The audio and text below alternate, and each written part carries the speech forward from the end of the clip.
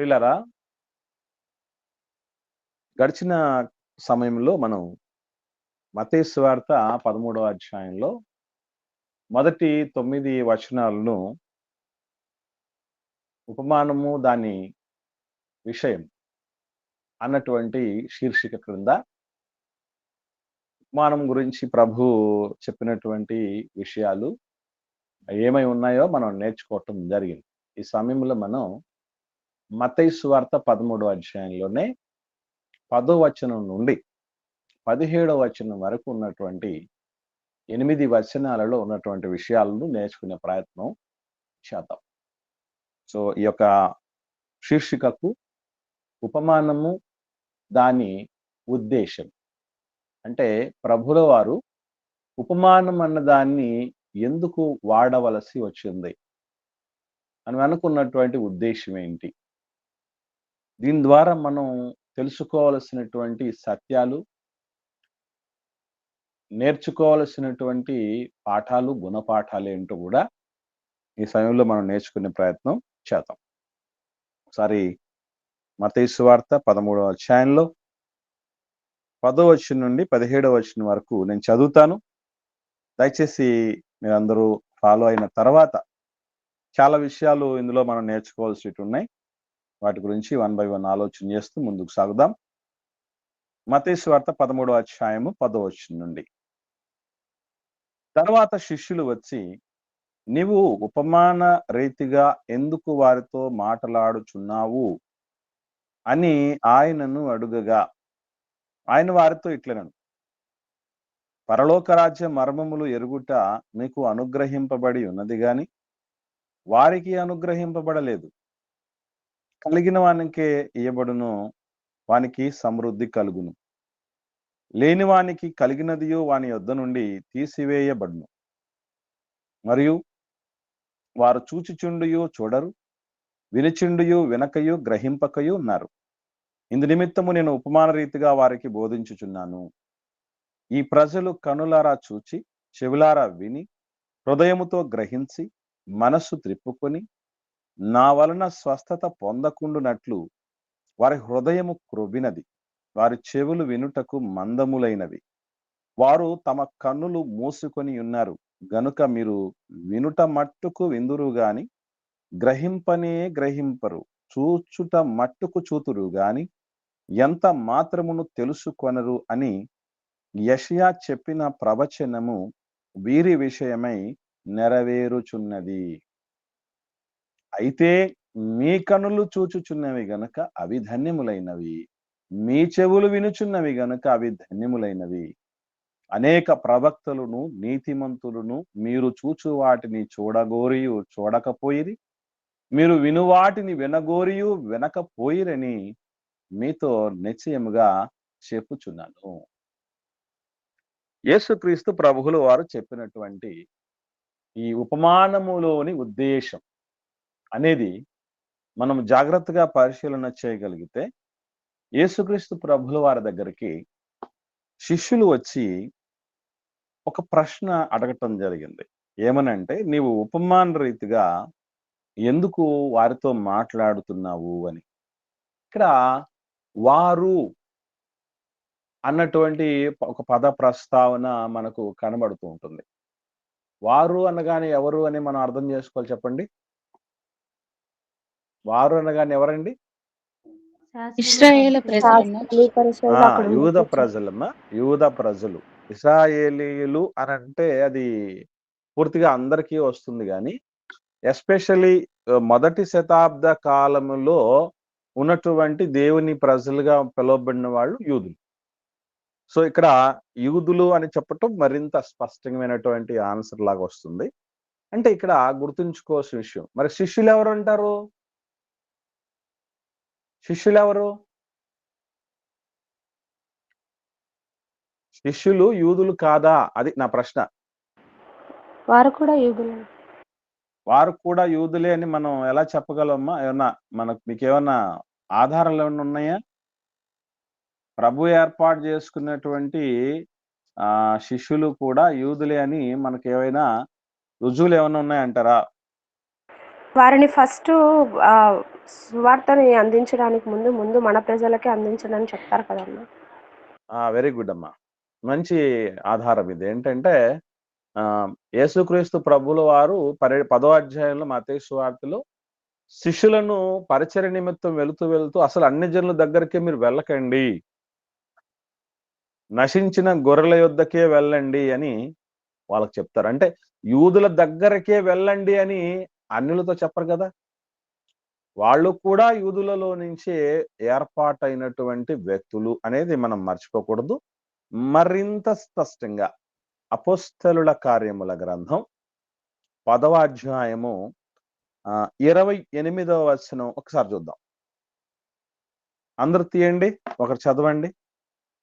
మత్తయి సువార్త 10వ అధ్యాయము. అసలు ఎవరు అంటే వారు అన్నప్పుడు మనం యూదులు అని అనుకున్నప్పుడు శిష్యులు కూడా ఎవరు అన్నటువంటి ప్రశ్న వేసుకుంటే మనకు ఒక స్పష్టత రావాలి. అదేంటో మనం చూద్దాం. అప్పుడు అతడు అన్యజాతి వానితో సహవాసము చేయుటైనను అట్టివానిని ముట్టుకొనుటైనను యూదునికి ధర్మము కాదని మీకు తెలియను. అయితే ఏ మనుష్యుడు నిషేధింపదగిన వాడని అయినను అపవిత్రుడు అని అయినను చెప్పకూడదని దేవుడు నాకు చూపించి ఉన్నాడు. ఇక్కడ మనకు సందర్భం మనకు బాగా తెలుసు. కొర్నేలి గారి సందర్భం. సో కొర్నేలి అనేటటువంటి అన్యజాతి వ్యక్తి దగ్గరికి యూదుడు ఎవరు వెళ్ళింది అంటే పేతురు గారు వెళ్ళటం జరిగింది. పేతురు గారిని పంపటం జరిగింది దేవుడు. మరి అటువంటి పేతురు గారిని చాలా క్లారిటీగా ఏం చెప్పడం జరిగింది? నేను యూదుడను అనేది చెప్తూ వచ్చాడు కదా. అన్నజాతి వాటితో సహవాసం చేయట గాని వాళ్ళు ముట్టుకోవటం గాని యూదులమైన మాకు ధర్మం కాదు అని చెప్తున్నట్టుగా మనకు క్లారిటీగా ఇక్కడ కనబడుతుంది. సో ఇక్కడ మనం గమనించాల్సింది ఏంటంటే ఒకే యూద జాతిలో నుంచే యేసు ప్రభుల వారు వచ్చారు, శారీరకంగా శిష్యులు వచ్చారు. అలాగే చుట్టూ ఉన్న ప్రజలు కూడా యూదులే. ఈవెన్ శాస్త్రులు, పరిసయ్యులు, సద్దూకయ్యులు, ఈ మత పెద్దలుగా ఉన్నటువంటి వాళ్ళందరూ కూడా యూదులే. అయితే ఒకే జాతిలో ఉన్నంత మాత్రము చేత అందరూ కూడా విధేయులై ఉంటారు దేవుడికి, భక్తి కలిగి ఉంటారు దేవుడి పట్ల అనేటటువంటి ఆలోచన సాధారణీకరణానికి రాకూడదు. మనం అందరినీ ఒక ఘాటికి కట్టకూడదు. ఎందుకంటే ఒకే యూదులుగా ఉన్నటువంటి వాళ్లే అదే సొంత యూదులే యేసు ప్రభువును అపార్థం చేసుకొని పొట్టను పెట్టుకోవటం జరిగింది. అదే యూదుల్లో నుంచి ఏర్పాటు చేయబడినటువంటి 12 మంది అపోస్తలు ప్రాణాలు సైతం ప్రభు కొరకు ధారపోయటం కూడా తెలియదు. ఒకే యూదులు ప్రభువును చంపేశారు. ఒకే యూదుల్లో నుంచి వచ్చినటువంటి వాళ్ళు ప్రభు కోసం చనిపోవడానికి సిద్ధపడ్డారు. ఎంత డిఫరెన్స్ ఇద్దరి మధ్య మనం గమనించాల్సినటువంటి విషయం. ఇక్కడ ప్రభు సంబంధులా కాదా అంటే ప్రభుని ఎరిగిన వారా కాదా, దేవుడి గురించి భక్తి కలిగిన వారా కాదా అనేది ముఖ్యం తప్ప సొంత జాత కాదా, సొంత కుటుంబమా కాదా, సొంత కులమా, సొంత వర్గమా, సొంత సంఘమా కాదా, ఇది ముఖ్యమైనది కాదు. ఈ వేరియేషన్ మనం గమనించాల్సినటువంటి ఆవశ్యకత ఉంది. మరి ఏది ఏమైనా శిష్యులకు యేసు ప్రభు కంటే గురువు శిష్యుల మధ్య ఎంత చక్కటి అనుబంధం ఉందంటే చాలా మందికి ఈనాటి కాలంలో సేవకుడిని ఏ రీతిగా ఉపయోగించుకోవాలని తెలియదండి. సేవకుడిని లేదా బోధకుడిని లేదా నాయకుడిని గురువుని ఏ రీతిగా ఉపయోగించుకోవాలో చాలా మందికి తెలీదు. శిష్యుడు గురువు గారు ఎలాంటి వాడు అని అంటే ఒక మాటలో చెప్పాలంటే దైవికమైనటువంటి ఎటువంటి సందిగ్ధాలు, సందేహాలు ఉన్న శిష్యుడికి నివృత్తి చేసేంత గొప్ప స్థాయిలో గురువు గారు ఉండాలి. అంటే మీ బోధకుడు ఈరోజు మీరు ఏ సంఘాల్లో ఏ సహవాసాల్లో ఉన్నారో భక్తి జీవితపు తాలూపు అన్ని రకాల అంశాల మీద ఒక పరిపూర్ణమైన అవగాహన కలిగి ఉండి, అంటే ఇంట్లో నాన్నకైనా అన్ని తెలియవచ్చు, తెలియకపోవచ్చు, అందులో ప్రాబ్లం ఏం లేదు. కానీ సంఘంలో ఉన్నటువంటి కాపరికి మాత్రం అన్ని విషయాల మీద అవగాహన ఉండాలి. అన్ని విషయాలు అంటే లోక సంబంధమైన రాజకీయాలను లేకపోతే రకరకాలైనటువంటి రొచ్చులు రొంపులు అవి కాదు. ఒక మనిషి దేవునిలోనికి పుట్టిన తర్వాత అంటే ఆధ్యాత్మికంగా చిగురించిన తర్వాత క్రైస్తవుడైన తర్వాత ఆ వ్యక్తికి చుట్టూ సమాజం నుంచి ఎదురయ్యే సమస్యలేంటి? తనలో తనకు భక్తికి వ్యతిరేకంగా రేగేటటువంటి పరిస్థితులు ఏ విధంగా ఉంటాయి? కుటుంబాన్ని ఎలా బ్యాలెన్స్ చేయాలి? చేసే పని కలిగినటువంటి చోట పరిస్థితులను ఎట్లా బ్యాలెన్స్ చేయగలగాలి? సంఘంలో ఉన్నటువంటి పరిస్థితులను ఎలా ఆకలింపు చేసుకోగలగాలి? తన్ను తాను ఏ రీతిగా క్రీస్తుని బండ మీద నిలబెట్టుకోగలగాలి? వస్తున్నటువంటి వాటిని ఏ రీతిగా ఎదుర్కోగలగాలి? అన్నటువంటి అనేకమైన మెళకువలను విశ్వాసికి నేర్పగలిగిన స్థితిలో ఉండగలగాలి సేవకుడు.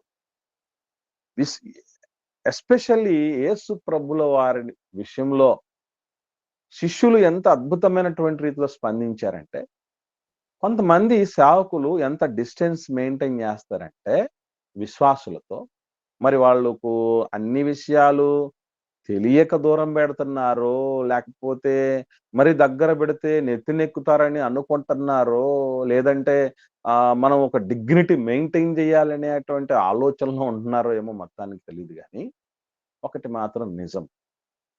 మీకు బైబిల్‌కి సంబంధించి అంటే ఈవెన్ నిజంగా మీరు ఎంత దూరంలో అంటే బోధకుడికి భక్తి విషయంలో ఎంత దూరంలో ఉన్నారు అని అంటే, ఈరోజు అనేకులు సొంత నిర్ణయాలు అంటే ఇది దేవుడి యొక్క చట్టానికి అనుకూలమైందా కాదా?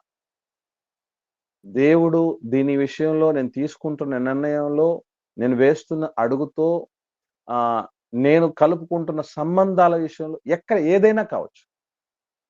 ఇది నా దేవుడు ఆమోదిస్తాడా? నాతో కలిసి ఉంటాడా? అనేది చాలా మంది ఆలోచన చేయట్లా. ఒకవేళ చేసినా గూడా ఒకవేళ మీకేం తెలియకుండా ఉంటే తెలియపరచడానికి నేర్పడానికి కాపరున్నాడు గదా! కాబట్టి కాపరి దగ్గర అన్నీ తెలుసుకోవాలి. ఇప్పుడు ఉపమానాలు ప్రజలకు అంటే మిగిలిన యూదులకు, సాధారణ ప్రజలకు ఉపమానాల రీతిగా చెప్పి యేసుక్రీస్తు ప్రభులు వారు కేవలం శిష్యులకు మాత్రమే వాటి తాలూకు వివరణలు అందిస్తూ ఉంటే వాళ్ళకి సందేహం కలిగింది. కలిగిన సందేహాన్ని నివృత్తి చేసుకోవటం అనేది ప్రభు ద్వారానే వాళ్ళు సాధ్యం అనుకొని ఎంత చక్కగా అసలు మీ ఒక్కసారి మనసులో మీ మనసు మీద చేసుకుని గుండెల మీద చేసుకుని ఆలోచన చేయండి. కాపరి మీ దగ్గరకు వస్తున్నాడంటే వారమల్లా ఏ డౌట్లు వస్తాయో మీకు మీ అంటే మనం స్పృహలో ఉన్నప్పుడు మనం చుట్టూ ఉన్న పరిస్థితుల ద్వారా కొన్ని సందేహాలు రేకెత్తచ్చు. బైబిల్ ధ్యానం చేస్తున్నప్పుడు రేకెత్తచ్చు. వీటన్నిటి విషయంలో నాకు స్పష్టత అనేది దొరకాలన్నటువంటి ఆలోచన గాని, అవి నేను నేర్చుకోవాలి నా కాపరి నుంచి అన్నటువంటి దృక్పథం గాని ఎంతమందికి ఉందంటారు ఆలోచన చేయండి. అలాగని మీకు ఏ డౌట్లు రాలేదంటే అన్నీ తెలిసిపోయినట్లా? అన్నీ అర్థమైనట్లా? చెప్పండి. కనుక గుర్తుంచుకోండి, ప్రభుల వారితో అంటే కాపరితో అనగా బోధకుడితో, సేవకుడితో మరి ఎన్ని సందేహాలున్నా నివృత్తి చేసుకోవాల్సినటువంటి పరిస్థితి ఉంది. ఆ స్థాయికి బోధకుడు కూడా వచ్చి ఉండాలి. ఆ స్థాయిలో బోధకుడిని కూడా వినియోగించుకోవటం తెలిసి ఉండాలి. నేను ఎదురు చూస్తూ ఉంటా చాలా సందర్భాల్లో. అటు ఆరాధనలకు వచ్చినప్పుడు గాని, లేదంటే బైబిల్ తరగతులకు వచ్చినప్పుడు గాని, ఇటువంటి ఆన్‌లైన్‌లోకి వచ్చినప్పుడు గాని. అన్న ఈ టాపిక్ మీదనే కాదు గాని, మాకు మరికొన్ని సందేహాలున్నాయి. వాటిని నివృత్తి చేయండి. 3 క్లాసులకెళ్ళాక వస్తున్నారు గదా! ఒక క్లాస్ మాత్రం డౌట్స్ అన్ని క్లారిఫై చేయటానికి తీసుకోండి అని ఎవరన్నా అడుగుతారేమో. దాన్ని మనం క్యారీ ఫార్వర్డ్ చేద్దామని అనుకుంటూ ఉంటాను. ఎవరు అంతగా ఇంట్రెస్టెడ్‌గా అనిపించే పరిస్థితులు గాని, మీకు ఏ డౌట్లు రావటం గాని ఎందుకంటే కీన్‌గా మీరు చదువుతున్నారంటే 100% డౌట్‌లొస్తాయి. రాకుండా ఏం పోవు. ఏదో చదువుకొని పోవాలి. ఏదో క్యాలెండర్‌లో ఒక ఒక ఒక టార్గెట్ పెట్టుకోవాలి.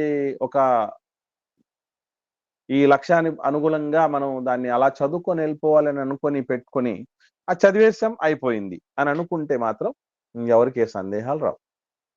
ఎనీహౌ శిష్యులు ఎందుకు అంత బలంగా ఉన్నారు తెలుసా? భక్తి జీవితంలో చెప్పండి, ఆలోచన చేయగలిగితే. ప్రభువు లేకపోయినా కూడా ప్రపంచాన్ని గడగడలాడించారు దేవుడి సత్యవాక్కులతో. దేవుడి రాజ్యంగా అనేకులను దేవుని ప్రజలుగా మార్చటం జరిగింది. కారణం ఏంటంటే వాళ్ళకున్న ఆధ్యాత్మిక దుర్భేద్యమైన బల ప్రభావాలు. వాళ్ళు ఆ శిష్యరికపు ఆ ట్రైనింగ్ పీరియడ్ లో యేసు ప్రభుని ఎంతవరకు ఉపయోగించుకోవాలో అంతవరకు ఉపయోగించుకోవటం జరిగిందండి. అందుకే మీ కాపరిని మీరు వాడే విధానం మీరు తెలుసుకోండి ముందు. మరి మీరు ఎక్కడైతే సహవాసాలు కలిగి ఉన్నారో అక్కడ మా సందేహాలు తీర్చడానికి దేవుడు మాకు ఏర్పాటు చేసినటువంటి మా కాపరి మీరేనండి. మీరు తీర్చకపోతే మాకెవరు తీరుస్తారు? కొంతమంది ఈ డౌట్లు అడిగితే సేవకులు ఏం చెప్తారంటే ప్రార్థన చేసుకోండి అని అంటారు. ఎక్కడైనా ఇప్పుడు యేసు ప్రభు దగ్గరికి క్వశ్చన్స్ వచ్చి అడిగారు. అడిగిన తర్వాత ప్రార్థన చేసుకోండి అన్నాడు ప్రభు? ఆన్సర్ చెప్పాడు. కాబట్టి కాపరులు ఆన్సర్ చేయలేక దాని విషయంలో చాలా కష్టం అండి. నిజంగా పర్ఫెక్ట్ గా మీరు నిజంగా బైబిల్‌ను బాగా ధ్యానం చేస్తూ ఉండగలిగితే మీ దగ్గరున్న కాపరికి చాలా ఒళ్ళు దగ్గర పెట్టుకొని ఉంటాడు. ఎందుకంటే మా పిల్లలు చాలా జాగ్రత్తగా ఏ డౌట్లు వచ్చినా అడుగుతారు, చేస్తారు అనేటువంటి ఉద్దేశంతో చాలా కీన్ గా ఉండటానికి అవకాశం ఉంటుంది. ఎనీహౌ ప్రభులు వారిని వాళ్ళు అడగటం జరిగింది. కారణం ఏంటంటే ఎందుకు ఉపమాన రీతిగా నువ్వు మాట్లాడుతున్నావు అని అడగటం జరిగిందని ఒకసారి ఆలోచన చేయగలిగితే ఒకసారి చూద్దాం. ఇదే మత్తయి సువార్త 13వ అధ్యాయంలో 35వ వచనంలో చూడండి. మత్తయి సువార్త 13వ అధ్యాయంలో 35వ వచనం చదవండి. అని ప్రవక్త చెప్పిన మాట నెరవేరునట్లు యేసు ఈ సంగతులన్నిటినీ సమూహములకు ఉపమాన రీతిగా బోధించెను. ఉపమానము లేక వారికి ఏమీ బోధింపలేదు. సో జన సమూహానికి అంతటికీ కూడాను యేసుక్రీస్తు ప్రభుల వారు ఉపమాన రీతిగా బోధించాడు. అసలు ఉపమానం అనేది లేకుండా వాళ్లకు ఏది బోధించలేదు అన్నటువంటి విషయాన్ని మనం గమనించగలం. అంత మాత్రమే కాకుండా ఒక డౌట్ అనేది వచ్చినప్పుడు శిష్యులుగా ఉన్నటువంటి వాళ్లకు ఉండాల్సిన మెలకువ ఏంటంటే ఎక్కడ పడితే అక్కడ, ఎటు పడితే అటు అడగటం అనేది చేయకూడదు. ఎందుకనంటే ఒక చిన్న విషయం గమనించండి. ఇక్కడ ఎంతో మంది జనాలు వచ్చున్నారు. ఈ జనాల మధ్య యేసుక్రీస్తు ప్రభుల వారికి అంత టైం కానీ లేకుంటే అంత పరిస్థితి కానీ అంత యాక్సెస్ కానీ అవకాశం కానీ లేకుండా పోవచ్చు. అని నిజంగా ఉపమాన రీతిగా ఇవి ఎందుకు బోధిస్తున్నా అనే ప్రశ్న శిష్యులు ఎటువంటి పరిస్థితుల్లో ఉన్నప్పుడు అడిగారు తెలుసండి? గురువు గారిని ఒకసారి చూద్దాం. 4వ అధ్యాయం మార్కు సువార్త. మార్కు సువార్త 4వ అధ్యాయం 10వ వచనం చూడండి. వాళ్ళు ఎప్పుడు అడిగారు ఈ ప్రశ్నలన్నీ కూడా ప్రభుల వారిని ఒకసారి చూద్దాం. ఆయన ఒంటరిగా ఉన్నప్పుడు 12 మంది శిష్యులతో కూడా ఆయన చుట్టూ ఉండిన వారు ఆ ఉపమానమును గూర్చి ఆయన అడిగిరి. అందుకు ఆయన చాలమ్మా ఉపమానాన్ని గురించి అడగటము, తర్వాత అంటే ఉపమానంతో ఎందుకు బోధిస్తున్నావు అని గాని, ఉపమానానికి సంబంధించినటువంటి భావం ఏంటి అని గాని యేసు ప్రభు ఒంటరిగా ఉన్నప్పుడు అంటే జన సమూహాల మధ్య ఉన్నప్పుడు అడగలేదట. అంటే కొంతమందికి అంటే క్వశ్చన్లు అడగమన్నాం కదని కొంతమంది ఎట్లా తయారవుతారంటే మెసేజ్ చెప్తున్న మధ్యలోనే ఆపి నాకు డౌట్ వచ్చింది నీ ముందు క్లారిఫై చేసి అడిగేవాళ్ళు కూడా లేకపోవచ్చు. కాబట్టి అలాగా కాదు. మనం ఏం చేయగలగాలంటే ఫ్రీ టైం ఒకటి అనేది ఒంటరిగా ఉండేటువంటి టైము సేవకుడికి ఏ టైం ఉంటుంది? మీరు ఫ్రీ టైం ఎప్పుడు ఉంటారు చెప్పండి మాకు ఒకసారి? చాలా డౌట్స్ ఉన్నాయి అని ఫ్రీ టైం అడిగి తెలుసుకొని ఆ టైములలో కాల్ చేసి మనం అవి నివృత్తి చేసుకోవాల్సినటువంటి ఆవశ్యకత ఉంది. అంటే సబ్జెక్ట్ రిలవెంట్ గా ఉన్నటువంటివి అయితే అప్పటికప్పుడు అడగవచ్చు. కానీ తర్వాత విషయాలు చాలా వ్యాస్ట్ గా ఉంటాయి కదా, చాలా విషయాలు 66 పుస్తకాలకు సంబంధించి జీవితంలో అనేక రకాల బోధలు మనం వింటూ ఉంటాం. వాటికి సంబంధించి మీరు చదువుతున్నప్పుడు ఎక్కడెక్కడైతే డౌట్స్ రైజ్ అయిపోతావో, మీకు పొంతన అనిపించకపోవటం కానీ, స్పష్టత లేకుండా పోవటం కానీ, ఇవన్నీ కూడా చాలా చాలా విషయాలు ఒంటరిగా ఉన్నటువంటి టైంని కనుక్కొని సావకుడికి సంబంధించి అవి తెలుసుకోవాల్సినటువంటి ఆవశ్యకత ఉంది. Okay, right. సో యేసుక్రీస్తు ప్రభుల వారిని ఈ ప్రశ్న శిష్యులు అడుగుతున్నారంటే మనం ఏం అర్థం చేసుకోవాలంటే, యేసు ప్రభు చెబుతున్న ఉపమానాలు అంత సులభంగా అర్థమయ్యేటివైతే కాదు. మళ్ళీ చెప్తున్నా, గుర్తుపెట్టుకోండి. యేసుక్రీస్తు ప్రభుల వారు చెప్తున్నటువంటి ఉపమానాలు అంత సులభంగా అర్థమయ్యేటివి కాదు. ఎందుకంటే ఈ ప్రభు అంత కొంచెం నర్మగర్భంగానే అర్థమయ్యి అర్థం కానట్టుగానే ఉన్నట్టుగా చెప్పినట్టుగా మనకు అనిపిస్తుంది ఉపమానంలో. నిజంగా దానిలో ఉన్నటువంటి భావం ఏంటో మనకు అర్థం కాకపోతే వ్యర్థమైపోయింది అన్నట్టుగానే ఉంటది. ఏదో పిచ్చి పిచ్చిగా ఉందన్నట్టుగా అనిపిస్తుంది. ఎట్లా అంటే పద్యం మనం వినేటప్పుడు ఫస్ట్ టైం చాలా పదాలు, ఆ పరిస్థితులు అవన్నీ చూసినప్పుడు బాబురే బాబు ఇది ఎట్లా గుర్తుపెట్టుకోవాలి, ఈ పదాలేంటి, దీని సంగతి ఏంటి అనుకుంటాం. ప్రతి పదానికి అర్థము, ఆ అర్థాలన్నిటినీ కూడబలుక్కొని రాసినటువంటి భావం చూస్తే ఓహో ఇదా సంగతి అనేది అప్పుడు అర్థం అవుద్ది. మొత్తానికి ప్రభు చెప్పినటువంటి ఉపమానాలు అంత సులభంగా ఎక్కేవి కాదు. అందుకనే వాళ్ళు అడగటం జరిగింది. అప్పుడు ప్రభు చెప్పిన జవాబు ఏంటి? 13వ అధ్యాయం 11వ వచనంలో, మత్తయి సువార్త 13వ అధ్యాయం 11వ వచనంలో, పరలోక రాజ్య మర్మములు ఎరుగుట మీకు అనుగ్రహింపబడి ఉన్నది గాని వారికి అనుగ్రహింపబడలేదు. మీకు వారికి, మీకు వారికి. ఇది ఎప్పుడు ఈ రెండు రకాల కంపారిజన్స్ ఈ వచనాల్లో చాలా స్పష్టంగా కనపడుతూ ఉంటాయి. మీకు మీన్స్ ఇక్కడ అర్థం ఏంటంటే శిష్యులకి, వారికి అంటే మిగిలినటువంటి యూదులకి. ఇది మర్చిపోకండి. ఇక్కడ రెండు విషయాలు మనకు కనబడతాయి 11వ వచనంలో. ఏమిటది? పరలోక రాజ్యము, మర్మం. పరలోక రాజ్యము అన్నటువంటి దానికి అర్థం ఏంటి? మీకు ఏమైనా ఐడియా ఉందా? పరలోక రాజ్యం అంటే అర్థం ఏంటండి? ఎవరన్నా తెలిసిన వాళ్ళు చెప్పండి. పరలోక రాజ్యం ఎందుకంటే ఈ మనకు ఉపమానాలన్నింటిలో కూడా ఎక్కువ ఉపమానాలన్నీ కూడా పరలోక రాజ్యానికి సంబంధించిన ఉపమానాలే కనబడతాయి. ఇంతకు పరలోక రాజ్యం అంటే ఏంటో మనకు తెలియకపోతే ఇంకా ఎన్ని ఉపమానాలు ఎన్ని కూడా ప్రయోజనం ఉండదు. పరలోక రాజ్యం అంటే ఏంటండి? దేవుని దగ్గర క్రీస్తుల వారిని అంగీకరించిన తర్వాత ఏర్పడి. ఇక్కడ దేవుని రాజ్యము అని అంటే సంఘము అని అర్థం అమ్మా. సంఘానికి వేరుగా రాజ్యం లేదు, రాజ్యానికి వేరుగా సంఘం లేదు. ఇది మనం మర్చిపోకూడదు. ఇది ఎలా తెలుసుకోగలం మనం? ఒక్కసారి ఒక క్లారిఫికేషన్కి వద్దాం. ఓకే, అపోస్తలుల కార్యములు, అసలు సంఘం అంటే క్రీస్తు సంఘమే పరలోకం, పరలోక రాజ్యము, దేవుని రాజ్యము, క్రీస్తు సంఘము రెండు ఒకటే అని చెప్పడానికి ఒక రుజువు మనం చూసి మనం ముందుకు సాగుదాం. ఇక్కడ చాలా మందికి ఆ స్పష్టత మనకు తెలియాలి కాబట్టి అపోస్తలుల కార్యముల గ్రంథం 20వ అధ్యాయము 28వ వచనం చూడండి. త్వరగా ఒకరు చదవండి. దేవుడు సంపాదించిన తన సంఘమును కాయుటకు పరిశుద్ధాత్మ మిమ్మును దేని యందు అధ్యక్షునిగా ఉంచెనో ఆ యావత్తు మందను గూర్చియు మీ మటుకు మిమ్మును గూర్చియు జాగ్రత్తగా ఉండుడి. చాలమ్మా, ఇక్కడ గమనించండి. యేసు ప్రభుల వారు రక్తమిచ్చి సంపాదించింది ఏమిటంట? సంఘము రాయబడింది కదా. సంఘము అని రాయబడింది కదా 5వ అధ్యాయం ప్రకటన గ్రంథం, 5వ అధ్యాయం ప్రకటన గ్రంథం 9-10 వచనాలు చదవండి ఒకరు. ప్రకటన గ్రంథం 5వ అధ్యాయం 9-10 వచనాలు. ఈ వచనాలు, ఈ విషయాలన్నీ కూడా అమ్మ ఒక్క నిమిషం తల్లి, ఈ విషయాలన్నీ కూడా చక్కగా గుర్తుపెట్టుకోవాలి మనం. ఎప్పుడైనా కానీ పరలోక రాజ్యం అంటే ఏంటి, దేవుడి సంఘం అంటే ఏంటి, దేవుని రాజ్యం అంటే ఏంటి అన్న విషయాలు మనకు మనసుకు రాగానే, లేదంటే ఎవరన్నా క్వశ్చన్ చేయగానే ఈ ఆధారాలు మనకు గుర్తు రావాలి. అమ్మ ఇప్పుడు చదవండి తల్లి. ఆ పెద్దలు, నీవు ఆ గ్రంథమును తీసుకుని దాని ముద్రలను విప్పుటకు యోగ్యుడవు. నీవు వధింపబడిన వాడవై నీ రక్తమిచ్చి ప్రతి వంశములోను ఆయా భాషలు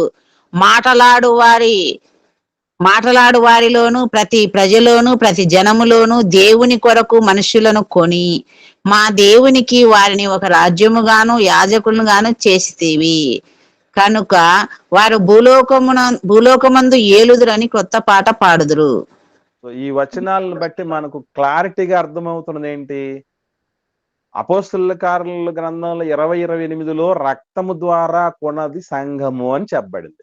ఇక్కడ యేసు ప్రభు రక్తం ద్వారా కొనబడింది రాజ్యము అని చెప్పబడింది. అనగా మనం ఏం అర్థం చేసుకోవాలి? సంఘం అన్నా దేవుని రాజ్యం అన్నా రెండు ఒకటే. యేసు ప్రభు రక్తముతో కొనబడింది సార్వత్రిక క్రీస్తు సంఘము, దేవుని రాజ్యము. ఓకే, ఇప్పుడు మరొక ప్రశ్న దేవుని రాజ్యానికి సంబంధించింది. మనం ఏం అర్థం చేసుకోవాలంటే, ఇంతకు దేవుని రాజ్యం చాలా సంఘాల్లో సహవాసాల్లో ఇంకా రాలేదు, రాబోతుంది, 1000 ఏళ్ల పరిపాలన జరుగుతుంది, 7 ఏళ్ల శ్రమలు ఉంటాయి, 7 ఏళ్ల విందులు ఉంటాయి అని కూడా చెప్తున్నారు. వీటిల్లో నేను సిన్సియర్ గా అడుగుతున్నాను, మీరు కరెక్ట్ గా చెప్పండి. ఈ మాటలు అంటే ఇక్కడ ఆన్లైన్ కు జాయిన్ అయినటువంటి వాళ్ళు ఎవరైనా అట్టి బోధలు వినటం గాని వాటిని నమ్మటం గాని ఉన్నటువంటి వాళ్ళు ఎవరన్నా ఉన్నారా? అంటే దేవుని రాజ్యం ఇంకా ఈ భూమి మీదకి రాలేదు, 1000 ఏళ్ల పరిపాలన ఇంకా జరగట్లేదు, 7 ఏళ్ల విందు జరగబోతుంది, 7 ఏళ్ల శ్రమలు రాబోతున్నాయి అనేది ఇంతకు ముందు ఏ సేవకుల ద్వారానైనా, ఏ డినామినేషన్లు, ఏ యొక్క పరిచర్యల ద్వారా గాని, సంఘాల ద్వారా గాని, సహవాసాల ద్వారా గాని, సభల ద్వారా గాని విన్న వాళ్ళు ఎవరన్నా ఉన్నారా? విని వాటిని నమ్మిన వాళ్ళు ఎవరన్నా ఉన్నారా? ఉంటే ఒక్కసారి నాకు ఒకసారి చెప్పండి, అలాంటి వాళ్ళు ఎవరన్నా ఉంటే. వందనాలు. నా సత్యం తెలియక ముందు విన్నామన్నా, సంఘంలో విన్నాము, సభలలో విన్నామన్నా. అప్పుడు ఒకప్పుడు ఇప్పుడు తెలుసుకున్నామన్నా సత్యము. అప్పుడు మాత్రం నేను నమ్మినా అన్నా. వెరీ గుడ్ అమ్మా, మంచిదమ్మా. అంటే ఇప్పటికి ఇంకా ఎవరన్నా నమ్ముతున్న వాళ్ళు కానీ, అంటే దీని విషయంలో మాకు స్పష్టత నిజంగా తెలియదు, కన్ఫామ్ గా మాకు నిజంగా వచ్చిందో రాలేదు అనేది కూడా మాకు తెలియదు అన్నటువంటి వాళ్ళు గారిని ఎవరన్నా ఉన్నారా? అంటే నేను ఎందుకు అడుగుతున్నానంటే, ఒకవేళ అలాంటి వాళ్ళు ఎవరన్నా ఉంటే ఒక చిన్న స్పష్టత ఇద్దాము అని. చెప్పు నాయనా రాజేష్, మాట్లాడు. వందనాలు నాన్న. ఇప్పుడు మేము చర్చికి అన్న ఇక్కడ హైదరాబాద్లో అతను బేర్షాపు బెరాకా అన్నమాట.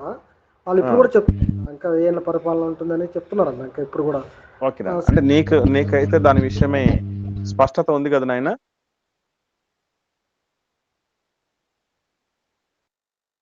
రాజేష్, నీకు ఇప్పుడు ప్రస్తుతానికి దాని గురించిన స్పష్టత ఉందా లేదా నాయన?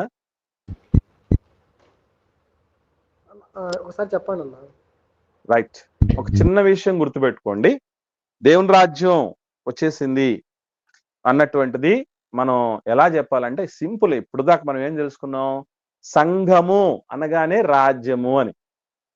అంటే ఇప్పుడు రాజ్యం రాబోతుంది అంటే ఏమని చెప్తున్నట్టు వాళ్ళు? సంఘం ఇంకా రాబోతుంది అని, అంతేనా? సంఘం రాబోతుంది ఏం చెప్తున్నట్టు అంటే ఇప్పుడు దాకా వచ్చింది ఏంటన్నమాట? ఇప్పుడు దాకా ఉన్న సంఘాలు ఏంటి అంటే సంఘాలు కాదా, సహవాసాలు కాదా? అంటే కేవలము రాజ్యము వేరు, సంఘము వేరు అని అపార్థం చేసుకోవటాన్ని బట్టి వచ్చినటువంటి సమస్య, చిక్కు ఇది. అయినను 2 పాత నిబంధన ఆధారాలు ఒకటి, కొత్త నిబంధన ఆధారం ఒకటి. ఇదివరకే ఖచ్చితంగా ఆధారాలను బట్టి దేవుడి రాజ్యం వచ్చి ఉండాలి అనేది మనకు చాలా స్పష్టంగా ఘంటాపదంగా చెప్పడం జరుగుతుంది. ఏమిటవి అని అంటే ఈ రెఫరెన్సెస్, ఈ విషయాలన్నీ కూడా తప్పనిసరిగా గుర్తుపెట్టుకోండి. 1కి 2 సార్లు రాసుకున్న తర్వాత వాటిని నెమరు వేసుకుంటూ గుర్తుంచుకోవటం అనేది చాలా ప్రాముఖ్యమైనది. లేదంటే ఎవరైనాను ఏ విధము చేతనైనా మనల్ని మోసపరిచి గలిబిలికి గురి చేసి మనకు ఉన్నటువంటి అతి కొద్ది జీవితకాలం దీనిలో మనం ఇంకా స్పష్టత అనేది లేకుండా, గురి అనేది లేకుండా, స్పష్టత అనేది లేకుండా ఉండే బతికిన పరిస్థితులు ఉండగలిగితే చాలా మనం కోల్పోతాం, నష్టపోతాం. ఇప్పటికే చాలా నష్టపోయాం, ఇంకా నష్టపోతాం. కాబట్టి చూద్దాం ఆధారాలు ఏంటో ఒకసారి జాగ్రత్తగా పరిశీలన చేయగలిగితే దానియేలు గ్రంథం 2వ అధ్యాయము 44వ వచనం చూడండి. ఒకరు చదవండి, జాగ్రత్తగా చదవాలి. దానియేలు గ్రంథం 2వ అధ్యాయము 44వ వచనం. ఆ రాజుల కాలములలో పరలోకమందున్న దేవుడు ఒక రాజ్యము స్థాపించును, దానికెన్నటికి నాశనము కలగదు. ఆ రాజ్యము దానిని పొందిన వారికి గాక మరెవరికి చెందదు.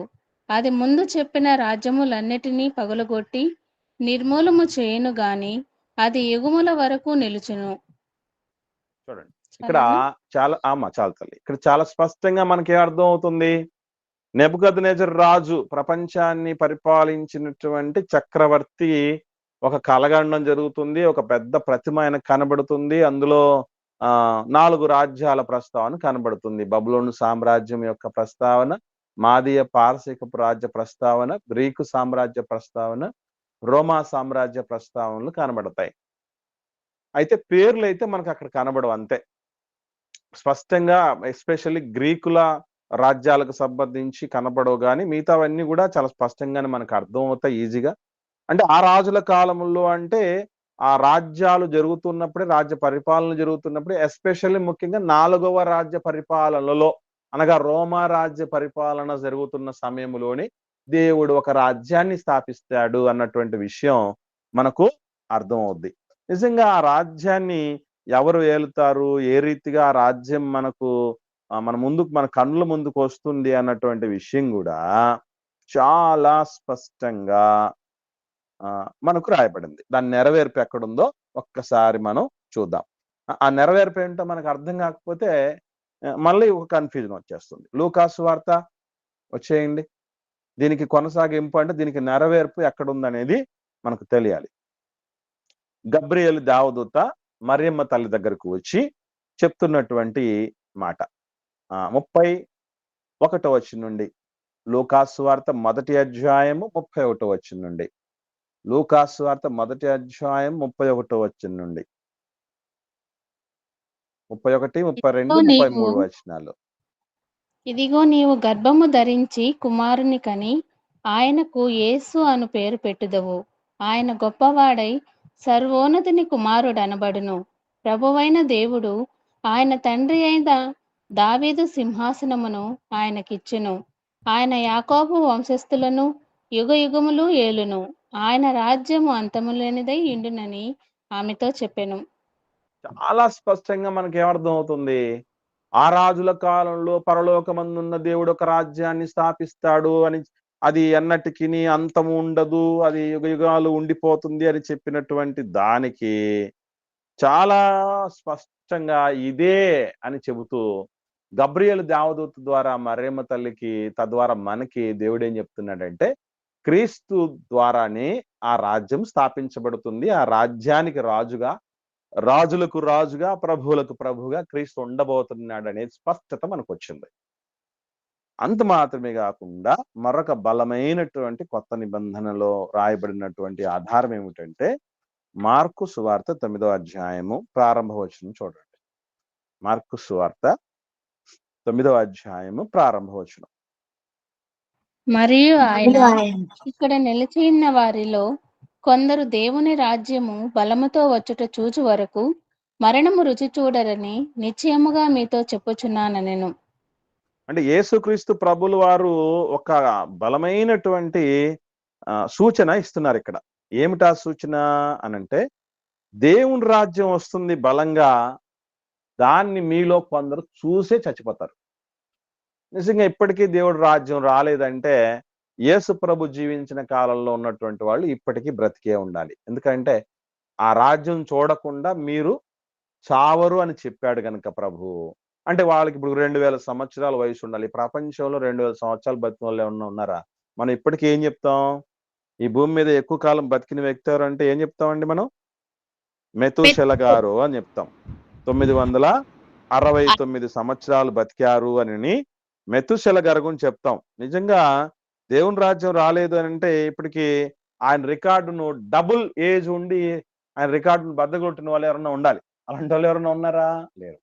కనుక ఈ స్పష్టమైన 2 ఆధారాలను బట్టి దేవుని రాజ్యము నాడే అనగా క్రీస్తు జీవించిన కాలంలోనే రావటం అనేది జరిగింది. క్రీస్తు శకం 1వ శతాబ్దంలోనే ఇది దేవుని రాజ్య స్థాపన అనేది జరిగింది అన్నటువంటి విషయం మనకు అర్థమవుతుంది. కాబట్టి ఇటువంటి బోధల చేత మీరు కలిసివేయబడకండి, జాగ్రత్త పడండి. తర్వాత మర్మము అనే మాట ఉంటుంది. పరలోక రాజ్యము మరియు మర్మము అనేటువంటి మాట. పరలోక రాజ్యం గురించి మనకు ఒక స్పష్టత వస్తుంది. మర్మము అంటే అర్థం ఏంటంటే ఒకనాడు మరుగుపరచబడి ఈనాడు బయలుపరచబడి ఉంటే దాన్నే మర్మము అని అంటారు. అంటే ఒకనాడు అది తెలియకుండా ఉంటుంది. ఈ తెలియకుండా ఉండే వాటిలో చాలా ఉన్నాయి. ఎస్పెషల్లీ యేసుక్రీస్తు దేవుని రాజ్య స్థాపకుడిగా మెస్సియాగా ఈ లోకానికి వస్తాడు అన్నది కూడా మర్మమే.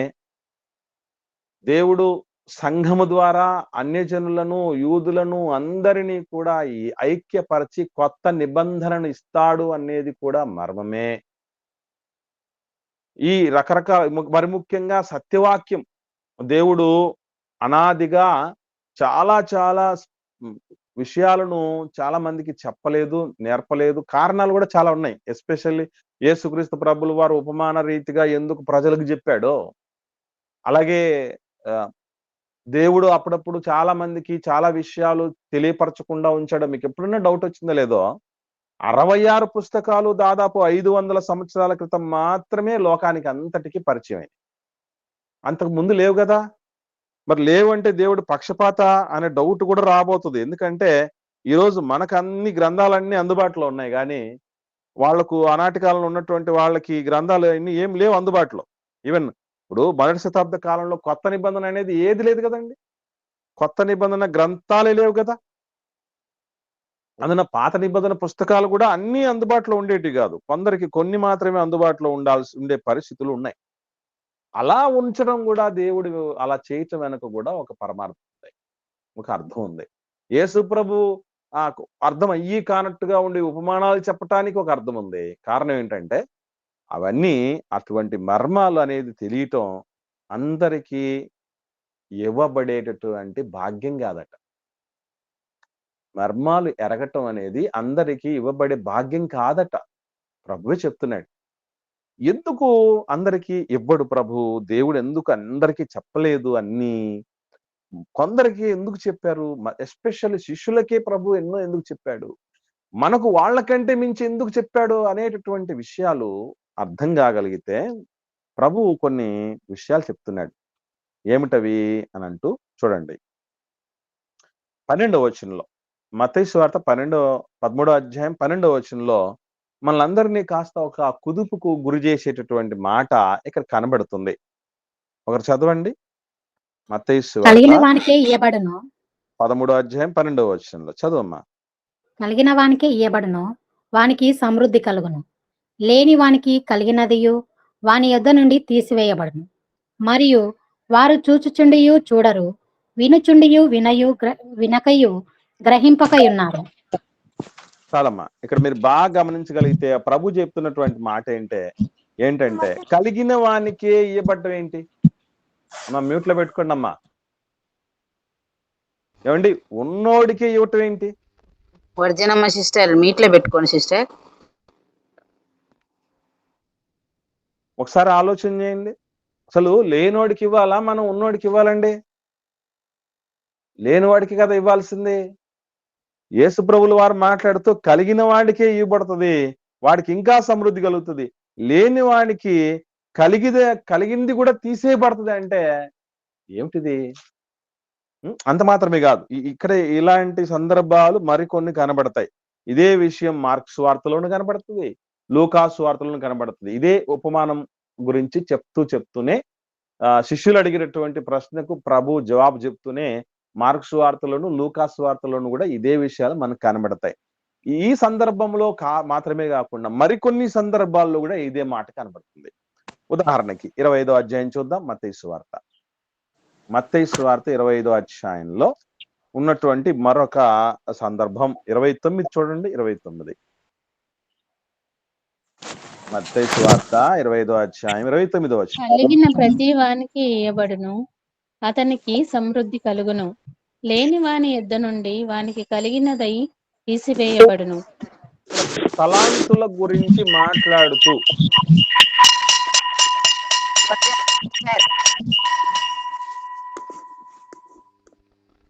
వర్జనమ్మ సిస్టర్ దయచేసి గమనించండి. తలాంతుల గురించి మాట్లాడేటప్పుడు ప్రభు చెప్పినటువంటి మాట ఇది. అది ఏం చెప్తున్నాడు? ఈ ఒక్క తలాంతు కలిగినటువంటి వాడి దగ్గర ఉన్న ఒకదాన్ని తీసుకొచ్చి 10 తలాంతులు గలవాడికి ఇయ్యండి అని అంటాడు ముందు వచనంలో, 28వ వచనంలో. ఆ తలాంతును వాని యొద్ద నుండి తీసేసి 10 తలాంతులు గలవానికి ఇయ్యండి అంటాడు. ఇదేంటిది? ఆల్రెడీ వాడు 5కి 5 సంపాదించుకున్నాడు, 10 ఉన్నాడు, బాగా సమృద్ధిగా ఉన్నాడు కదా. వాడికి మరలా ఈ ఒక్కటే ఉన్నవాడిది కూడా తీసేసి వాడికి ఇచ్చి వాడికి 11 చేయటం ఏంటి? వీడికి 1 నుంచి 0 చేయటం ఏంటి? అలాగే ఇదే సందర్భం అంటే తలాంతుల సందర్భం లాంటిదే మరొక చోట లూకాసు వార్తలో మినాల సందర్భం ఒకటి వస్తుంది. చూద్దాం.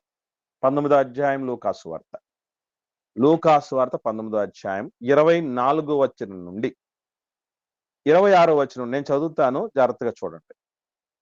లూకాసు వార్త 19వ అధ్యాయం 24వ వచనం నుండి 26వ వచనం వరకు. వీని యొద్ద నుండి ఆ మినా తీసివేసి 10 మినాలు గలవానికి ఇయ్యుడని దగ్గర నిలిచిన వారితో చెప్పెను. వారు, అయ్యా వానికి 10 మినాలు కలవే అనిరి. మనకు వచ్చిన లాంటి డౌట్ వాళ్ళకు వచ్చింది. ఇదేంటి ప్రభువా దేవా, ఆ 10 మినాలున్నోడికి 1 ఉన్నవాడి దగ్గర నుంచి తీసుకువచ్చి వాడిది కూడా 10 వాడికి ఇమ్మంటున్నావే, వాడికి ఆల్రెడీ 10 ఉన్నాయ్యా అని అన్నారు. అంటే అప్పుడన్నాడు ప్రభు ఏమని అంటే, కలిగిన ప్రతి వానికి ఇవ్వబడును, లేని వాని యొద్ద నుండి వానికి కలిగినది తీసివేయబడినని మీతో చెప్పుచున్నాను అంటాడు.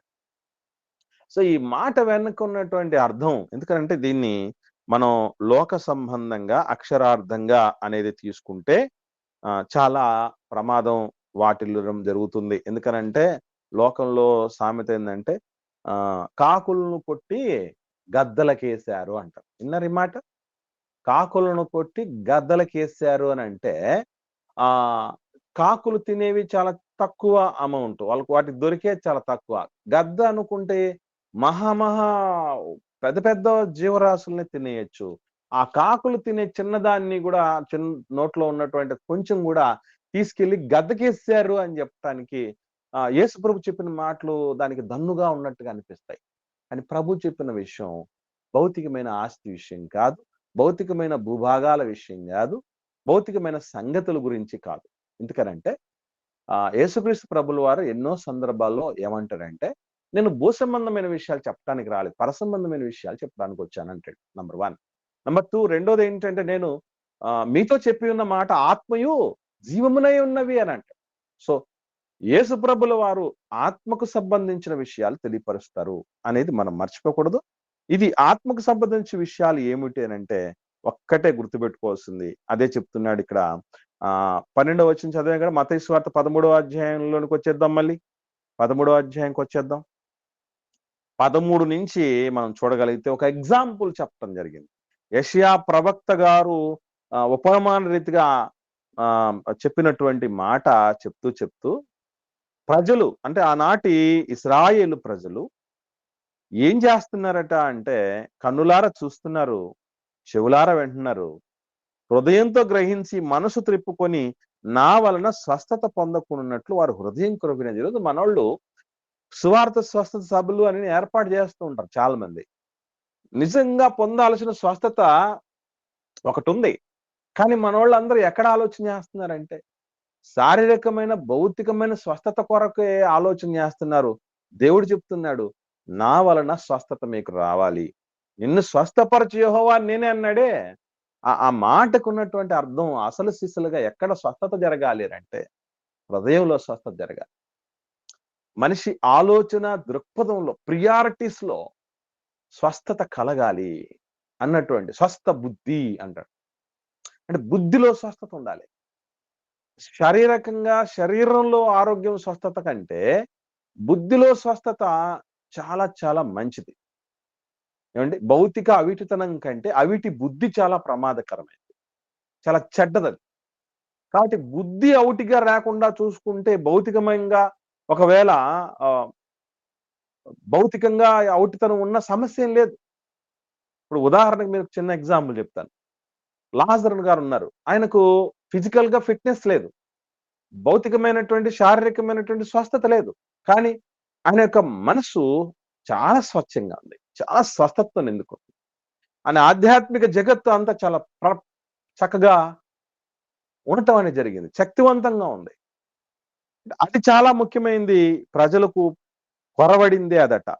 సో అటువంటి హృదయం కొవ్విన పరిస్థితుల్లో ఉన్నప్పుడు, వాళ్ళు చెవులు వినటానికి మందవులుగా ఉన్నప్పుడు, కన్నులు మూసుకొని పోయినప్పుడు, వాళ్ళు వినడానికి మాత్రం వింటారేమో గాని, సంఘానికి రావడం మాత్రం వస్తారేమో గాని,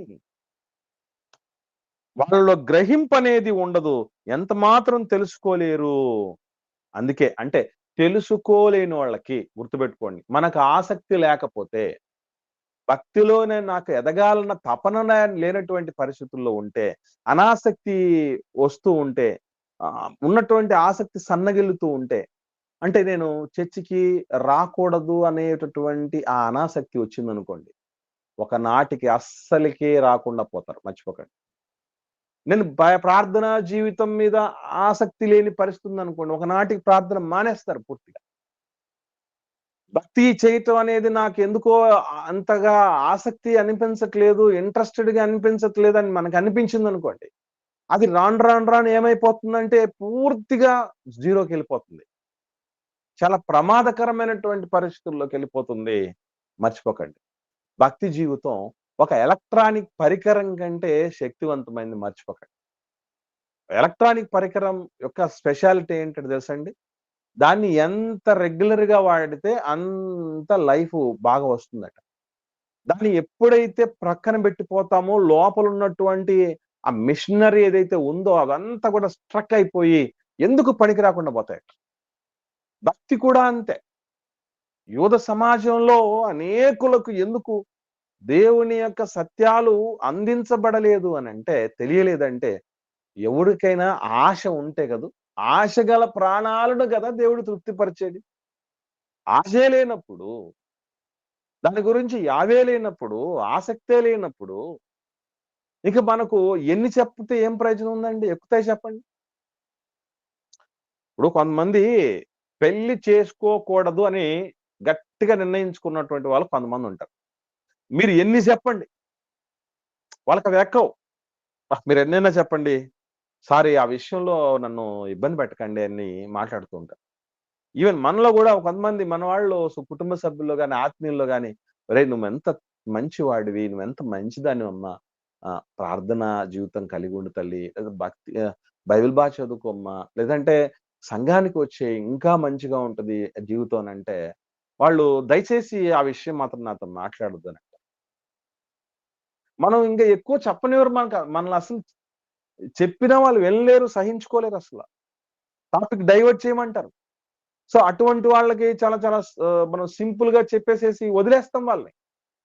అలాగే చేయాలి. ఎందుకంటే పరిశుద్ధమైనది కుక్కలకు పెట్టద్దు, నీ ముత్యాలను పందులు ఎదుటి వేయొద్దు అని చెప్పి మాట్లాడటం అనేది జరుగుతుంది. ఎప్పటికైనా గుర్తుపెట్టుకోండి, డీటెయిల్డ్ గా చాలా చాలా స్పష్టంగా ఎక్కడే గాని సందేహాలు లేకుండా మనకు అందుతుంది దేవుడి గురించినటువంటి సత్యం అంటే గుర్తుపెట్టుకోండి, మనం ధన్యులు. ఇది ఎంత ధన్యత అంటే, మీ మీ చెవులు వింటున్నాయి. యేసుప్రభులు వారు మాట్లాడుతూ 13వ అధ్యాయం మత్తయి సువార్తలో ఒక మాట అంటాడు, 16వ వచనం నుండి, మీ కన్నులు చూస్తున్నాయి గనక ఇవి ధన్యములైనవి.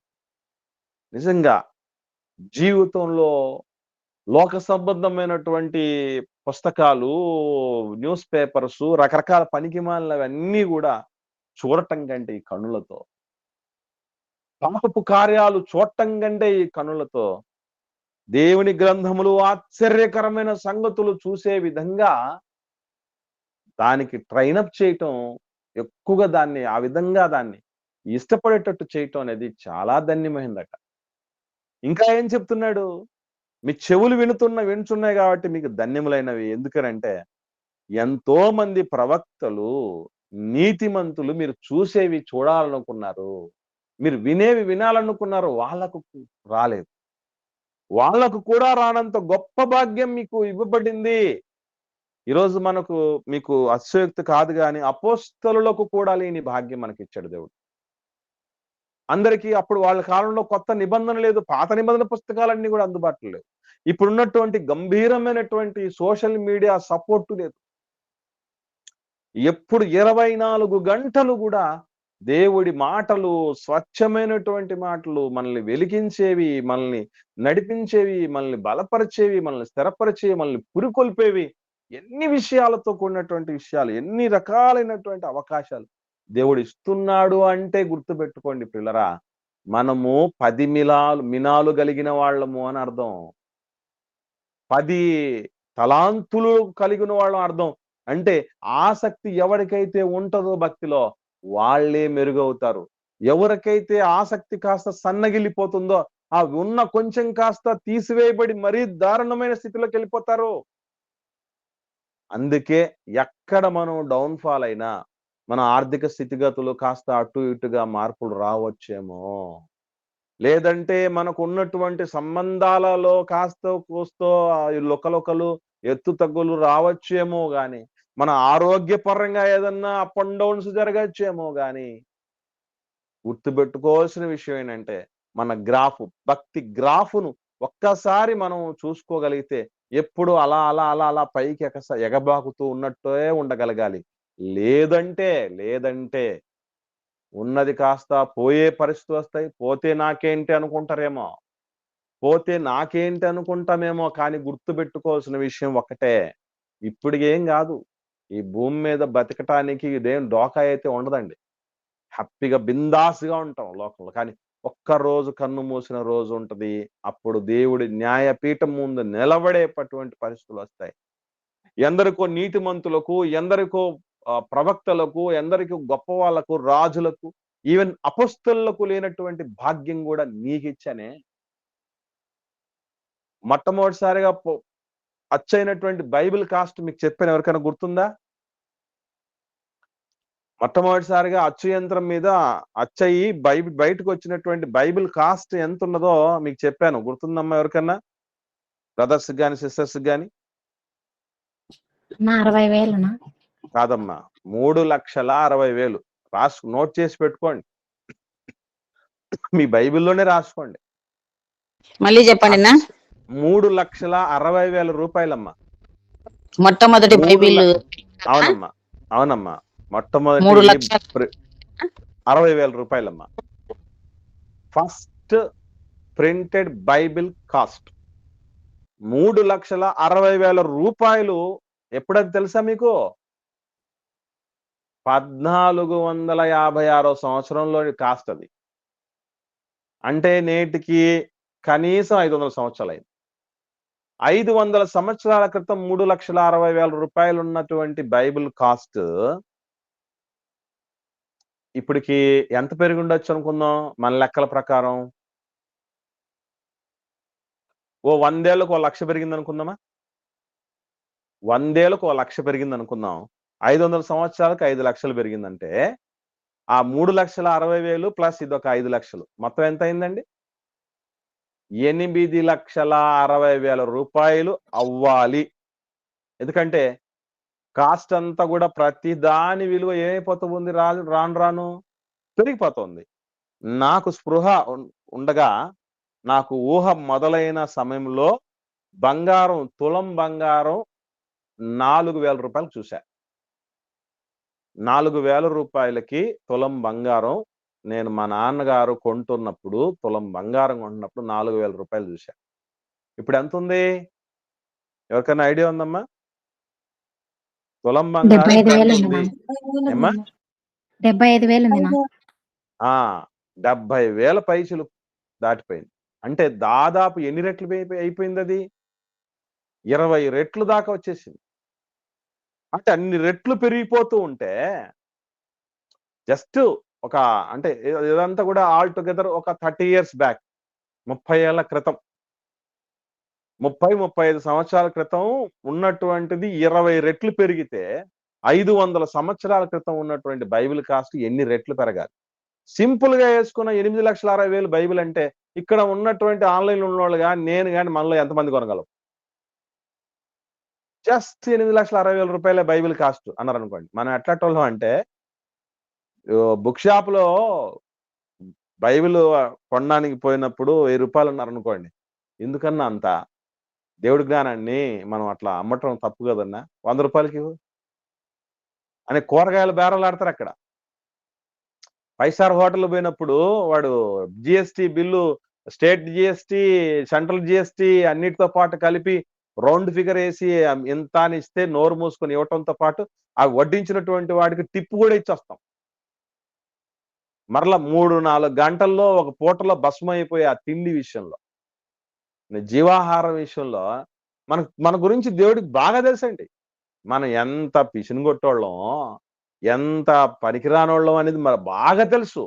అందుకే దేవుడు ఏం చేశాడు, ఒరే నాయన వీళ్ళు ఎంత పెడితే కొన్ని రకాలు కాదురా అని చెప్పి 3,60,000 ఉన్నటువంటి బైబిల్ని 1000 రూపాయల లోపే తీసుకొచ్చి ఇచ్చేశాడు. మరలా చిత్రం ఏంటి, ఇస్లాం సోదరులు ఖురాన్ నేర్చుకోవాలంటే ఒరిజినల్ గా పర్ఫెక్ట్ గా నేర్చుకోవాలంటే అరబీ భాషలోనే నేర్చుకోవాలి. ఇప్పటికీ మదరసాలు అనేవి ఉంటాయి చూసారా, అక్కడ ఇవే నేర్పిస్తారు. ఖురాన్ గ్రంథాన్ని అరబీ భాషలో నేర్పిస్తారు. మనకు బైబిల్ గ్రంథము పాత నిబంధన ఏమో ఆదిమ హెబ్రీ భాషలో వచ్చింది, కొత్త నిబంధన ఏమో ఆదిమ గ్రీక్ భాషలో వచ్చింది. ఈ భాషలోనే నేర్చుకోవాలి అన్నారు అనుకోండి బైబిల్ని, అసలు ఉన్న తెలుగు భాషలోనే మన సొంత భాషలోనే నేర్పిస్తూ ఉన్నా నేర్చుకోలేని పరిస్థితులు మనం ఉన్నాం. ఇక హీబ్రూలో గ్రీకులో అంటే ఇంకెవరన్నా నేర్చుకుంటారండి. అంటే మనం మాట్లాడే భాషలోనికి తీసుకొని వచ్చి దేవుడు మనం కొనే కాస్ట్లోకే తీసుకొని వచ్చి ఈ భాషలో కూడా బాగా అర్థం చేయించగలిగినటువంటి వాళ్ళు గొంతు చించుకొని ప్రాణం పెట్టి కష్టపడి నేర్చుకొని నేర్పించగలిగిన వాళ్ళు అందుబాటులో ఉన్నా కూడా మనం వెనకాడుతున్నామంటే గుర్తుపెట్టుకోండి, కొన్నాళ్లకు ఈ వాక్యానికి సంబంధించిన కరువు వస్తుంది, దొరకని పరిస్థితులు వస్తాయి. అప్పుడు మనం ఏం చేస్తాం? రేపు మీ కాపరే, మీకు అందుబాటులో ఉండే నాయకులే పరిస్థితులే తారుమారైపోయినంటే ఏముందండి? ఎట్లా అయిపోతున్నాయి ఈ కాలంలో పరిస్థితులు? ఎవరు చెప్తాను అనుకుంది గ్యారంటీ చెప్తాను. నాకంటే ఒక 3 ఏళ్ళు వయసులో పెద్ద ఉన్నటువంటి సోదరుడు అండి, గవర్నమెంట్ టీచర్. ఆయన కూడా ఏదో నాకు ఒకసారి ఆయనకు మోషన్ అయింది, వామిటింగ్ అయింది, గుండె పట్టేస్తోంది అని చెప్పి భార్యకి చెప్పాడు. అట్లాగే కుప్పగొలిపోయాడు. హాస్పిటల్ తీసుకుపోయేలోపు చచ్చిపోయాడు. జస్ట్ 50 ఇయర్స్ కూడా లేదు.